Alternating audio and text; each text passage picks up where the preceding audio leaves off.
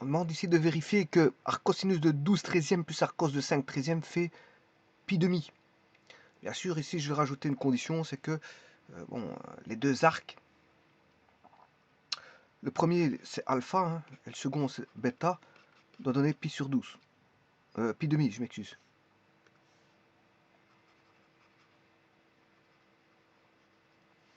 Alors, les conditions, je vais faire en sorte que les deux arcs sont dans le premier cadran.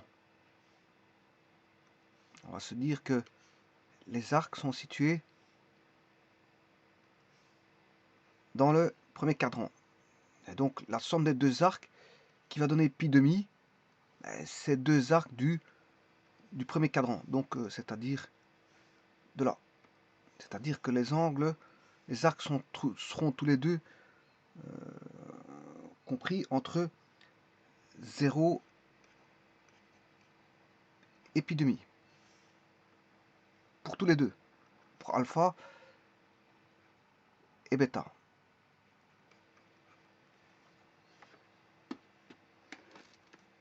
Pour alpha et bêta, hein, j'ai indiqué, je n'ai indiqué que qu'un angle.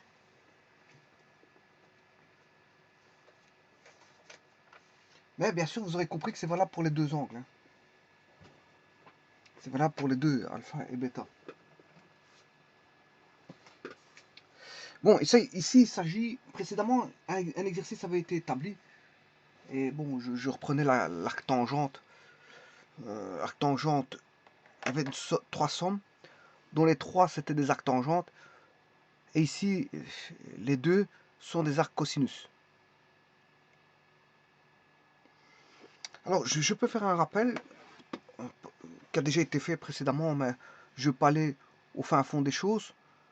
Pour le rappel, je vais juste dire que on n'a pas le choix quand il s'agira d'un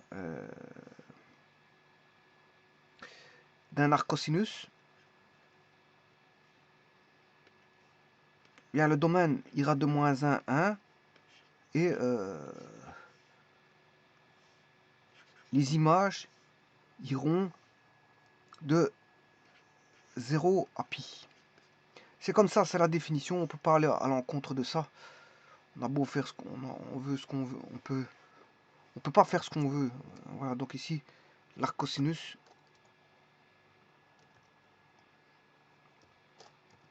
C'est ceci, vous voyez que les images se comprennent entre 0 et pi. Hein. 0, x égale 0. Et enfin, c'est y, je m'excuse. Y égale 0 et y égale pi. Alors, 0 compris et pi compris. Hein.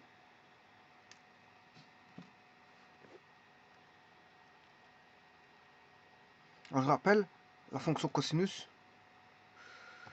x, c'est ceci.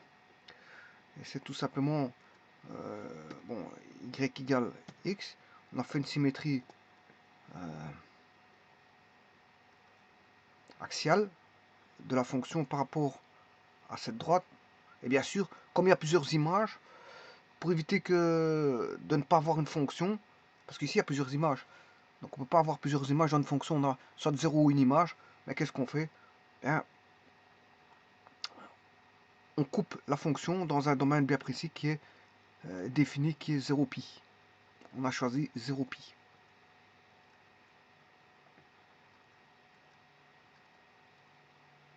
Donc les images, vous voyez qu'elles vont bien de moins 1 à 1. J'aurais pu faire la même chose avec l'arc sinus.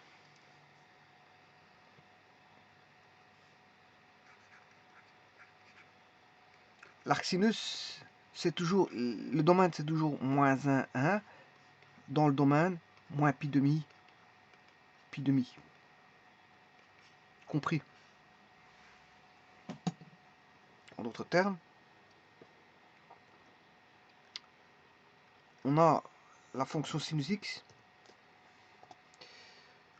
Je vais rechercher toujours y égale x. Je vais faire une symétrie orthogonale par rapport de la fonction sinus par rapport à cette droite. On a ceci, mais là, vous aurez compris que c'est pas une fonction, ça. Pourquoi? Parce qu'il y a plusieurs images, encore une fois. Il faut recadrer la fonction pour qu'elle soit bijective, donc qu'elle y ait que, voilà, 0 une image. Je dirais plutôt ici une image. Une image. Elle doit avoir une image. Voilà, donc c'est une application, c'est pas une fonction. On rend la chose pour que ce soit une application. C'est-à-dire il doit avoir absolument une image. Et pas 0 ou 1. Donc là, c'est vraiment absolument une image. Donc c'est l'arcsinus.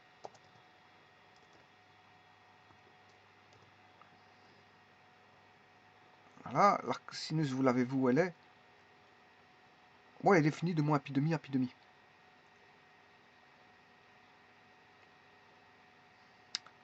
Voilà, et alors bon, si je dessine la tangente, la tangente, c'est bien, j'ai pas mis les asymptotes, il y a des asymptotes en pi demi plus kpi. Voilà, pi demi plus kpi avec k appartenant à z. Il y a toute une panoplie une infinité d'asymptotes verticales.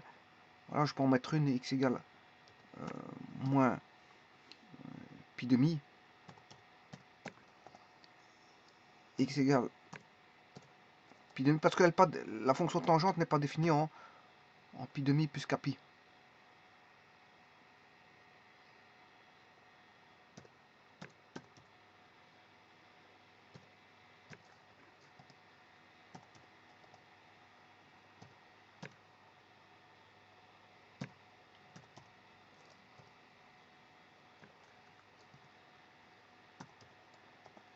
Et ainsi de suite, je pourrais continuer. Voilà, alors vous aurez compris que la tangente est définie en R, sauf pi demi plus kpi. Voilà, et le domaine, bien sûr, c'est R. Hein, les images sont dans R. Donc, et là, l'arc tangente, je peux écrire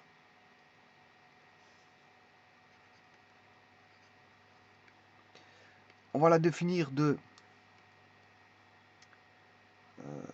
R vers moins pi demi, pi demi. Ben, non compris. Alors je vais le faire tout de suite.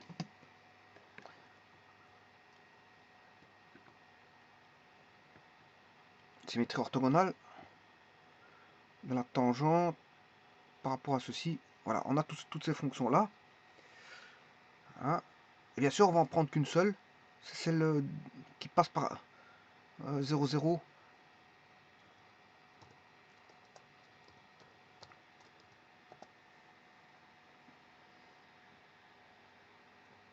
C'est celle-là. Je vais garder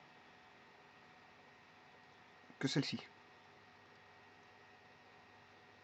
Elle est définie entre domaine c'est R. Elle est définie, les images sont entre moins pi demi, pi demi. Voilà, ça c'est pour la petite histoire. Bon, de toute façon, moi je n'ai pas d'arc sinus, ni arc cosinus, ni arc tangente. Enfin, j'ai du arc cosinus. Je n'ai pas de l'arc sinus, ni de l'arc tangente. Donc tout ça, je vais effacer. Et voilà, et ça c'est la fonction arc cosinus.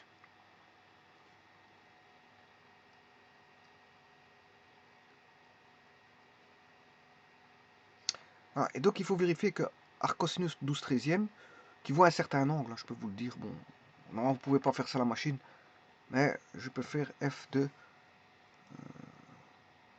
12/13, je sais plus combien.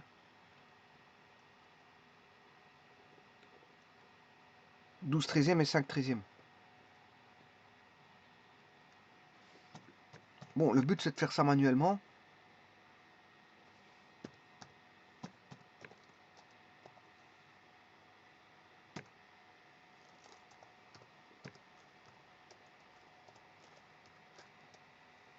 Voilà, et ce pi demi fait 1,57. Hein. Voilà, pi demi, c'est 1,57. Donc c'est bon. Voilà, c'est bon. On vérifie toujours pour voir si on raconte pas des bêtises là. Au niveau de l'énoncé, mais tout est bon. Donc c'est possible. Donc on va vérifier ça. Donc le but c'est de vérifier. Hein. va vérifier que, et ça va être le cas parce que je viens de le vérifier par GeoGebra, mais il faut le vérifier par calcul, bien sûr.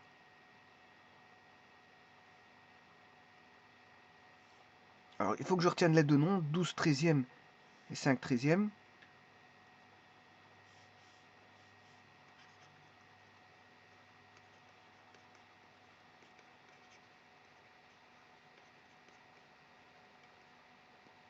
Bon, on doit vérifier que ça doit faire pi demi. Sachant que ça c'est alpha, et ça c'est bêta. Donc en d'autres termes, que arc 12, arc cosine de 12/13, ben, je déclare que c'est alpha. Ce qui veut dire que ben, ça veut dire quoi? Ça veut dire que cos alpha égale 12/13, ça veut rien dire que ça. Et bien sûr, cosinus alpha est compris, enfin le alpha, comme c'est un arc cos, je dis que l'arc cos, il est compris entre 0 et pi, mais ici je vais déclarer que alpha appartient au premier cadran. Donc en d'autres termes, je vais écrire que alpha, dans le premier cadran, le cosinus il est positif et le sinus est positif. Voilà. C'est un angle du premier cadran, enfin c'est un arc du premier cadran. Bon, je fais la même chose avec arc cos 5/13 égale bêta. Ça entraîne que cosinus bêta égale 5/13. Et bien sûr, je vais considérer que c'est un angle du premier cadran. Et donc, voilà. Et donc, je peux dire que alpha plus bêta égale doit valoir pi demi. Alors, je vais utiliser la formule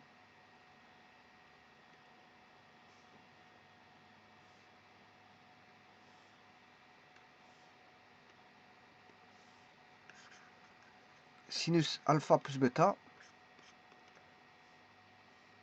C'est sin alpha cos bêta plus sin bêta cos alpha. Alors on connaît quoi? On connaît cos alpha cos bêta. Cos alpha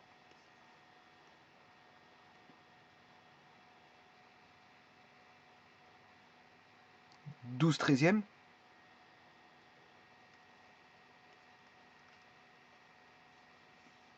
et 5/13 pour celui-là.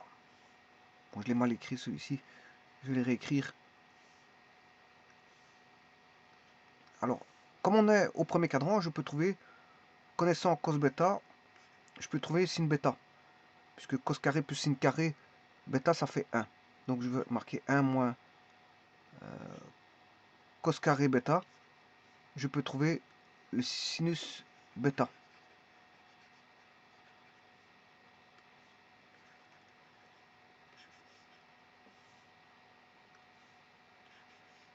Idem pour le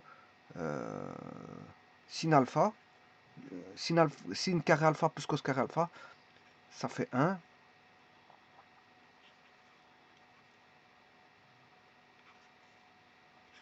Alors, bien sûr, c'est plus ou moins. Mais comme je vous ai dit que c'est un angle du premier cadran, je vais prendre sinus et cosinus positif. Donc il n'y a pas de problème là-dessus. Pas de problème là-dessus. On va calculer ça. 1 moins cos carré bêta, c'est 25 sur 169. Et l'autre, c'est racine carrée de 1 moins 144 sur 169. Alors 169 moins 25. 9 moins 5, ça fait 4.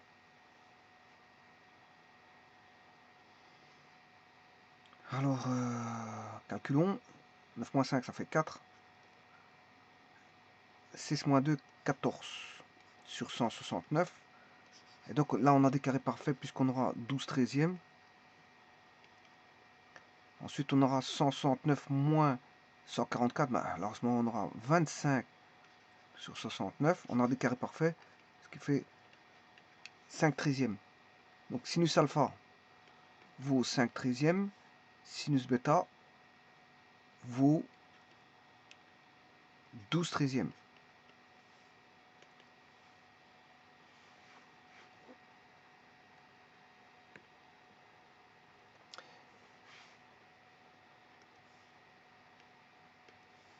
Sinus de alpha plus bêta vaut 5/13 au carré, puisque c'est 5/13 fois 5/13, plus 12/13 au carré, puisque c'est 12/13 fois 12/13, ce qui fait 25 sur 169, plus 144 sur 169, ça fait 169 sur 169.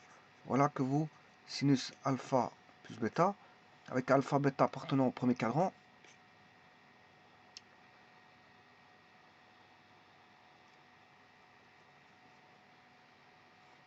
Et donc, sinus alpha plus bêta égale 1.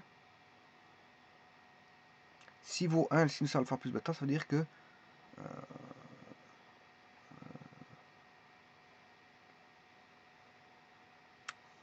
que alpha plus bêta égale pi demi. Ici, pourquoi? Parce que sinus pi demi égale 1.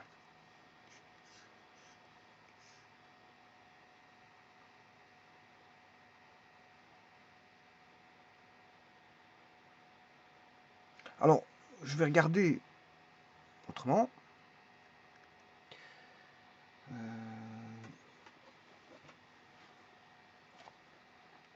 Bon, j'aurais pu passer par la tangente, alpha plus bêta. Je vais essayer de passer par le cosinus.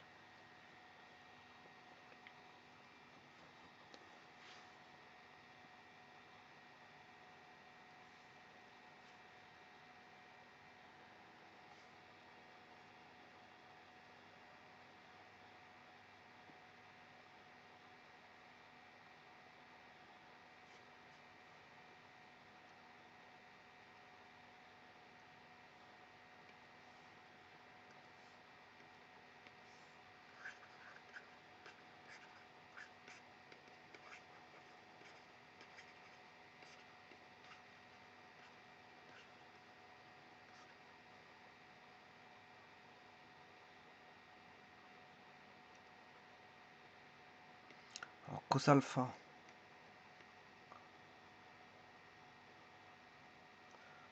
« 12 fois 5, moins 12 fois 5. Alors, cos alpha, c'est 12/13.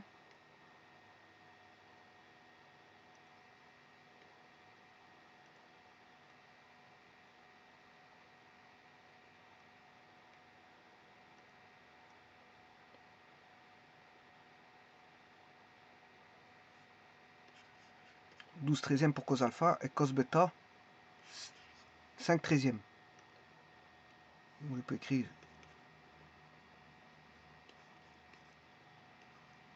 5/13 fois 12/13 moins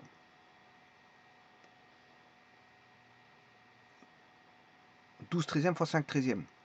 Sin alpha et sin bêta vaut 5/13 fois 12/13.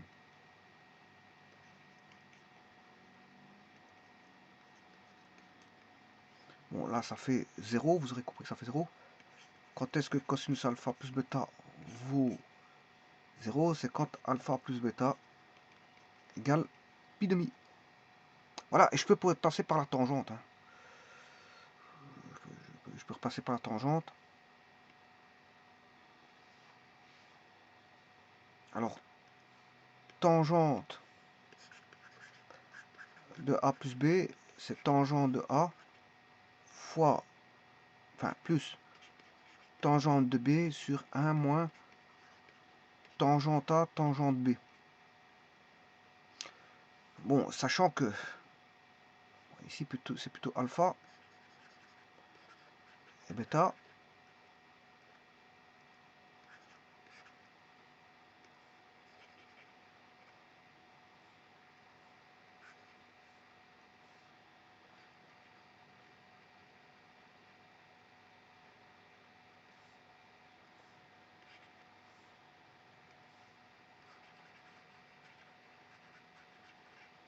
Ah ben ici je m'excuse, c'est pas ça que je devais effacer. Tangente alpha, et tangente bêta. Bon, alors ici la sinus alpha, tangente alpha, c'est sin alpha sur cos alpha, tangente bêta, sin bêta sur cos bêta,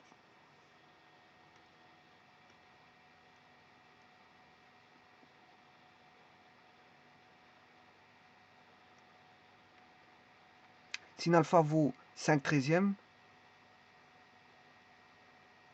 5 treizièmes sur 12 treizièmes.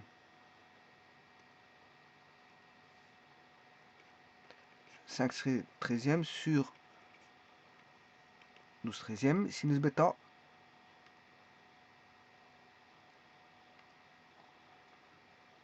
12 treizièmes, cosinus bêta, 5 treizièmes.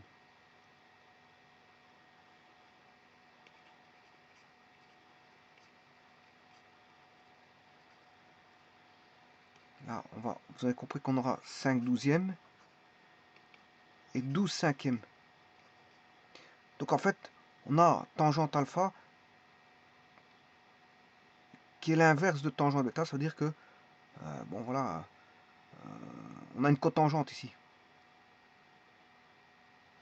La tangente de l'un est égale à la cotangente de l'autre. Bon, tangente alpha,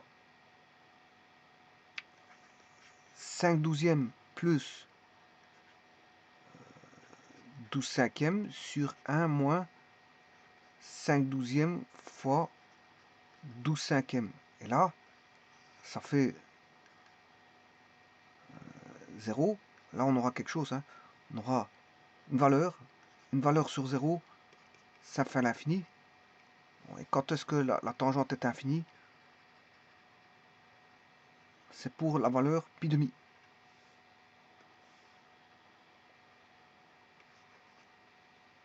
Donc, alpha plus bêta égale pi demi. Alors, on pourrait tester d'autres formules trigonométriques, il n'y a pas de problème. Je vous remercie.